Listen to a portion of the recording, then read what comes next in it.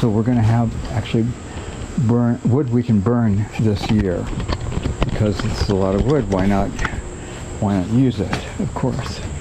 And last fall I did do some burning out here. There's only so much you can accomplish in a little thing like that. And look at this pile. It's huge, and it goes 30 feet in the other direction we are.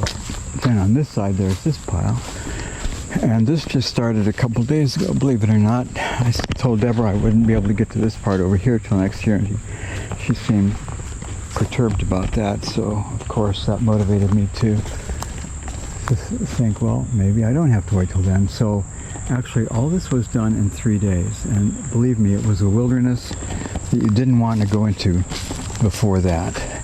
And now you can almost see how you could walk in there, get down to the wellhead, and this is just what I've done in 3 days. And I can only work for so long because the battery in the chainsaw goes out, and I get just pooped and hot and sweaty is the main reason I get pooped. But the work itself, strange to say, I find extremely exhilarating, actually, to tell the truth. Every morning I get up and do this right after coffee, and it's just strangely so. I would never have supposed, but because I really thought, when I contemplated all of these deep woods, like this over here is the part I haven't even begun to look at yet, and that goes back like a half of an acre of this stuff. And I thought, well, what to do with this? I guess I have to hire people to come in with a bulldozer. But then somehow I thought, well, maybe I can do some of this. And once I got started, I'm doing, the only part I'm not going to do is trees that I can't cut down with a 10-inch chainsaw because they're too risky or too big or actually okay or whatever. So I'm going to do most of this, and it turns out that it feels to me like a spiritual exercise as well as improving our yard. It's kind of like Jordan Peterson says, clean up your room. This has been neglected for 20 years or whatever, and now I am attending to it. And I don't come out here thinking I'm doing a spiritual exercise, but the fact that it's doing all this, even in the midst of poison ivy, which has created a rash, even with all my PPE, it has created a very uncomfortable rash, but not nearly as bad as it would have been otherwise.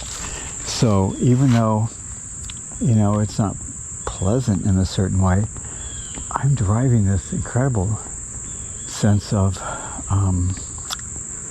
satisfaction out of just clearing out this crap so that we can begin to see what our yard, really looks like and what the possibilities of it are, and just, to make it a place that we would like to be, find out that there's places in it we can walk that we didn't even know about before. So probably most any tree that's, let's say, smaller than 7 or 8 inches is probably going to get cut down by me. Even this dogwood right over here that's leaning to the right, we don't need it. It's creating shade for the lawn, and there are plenty of other trees.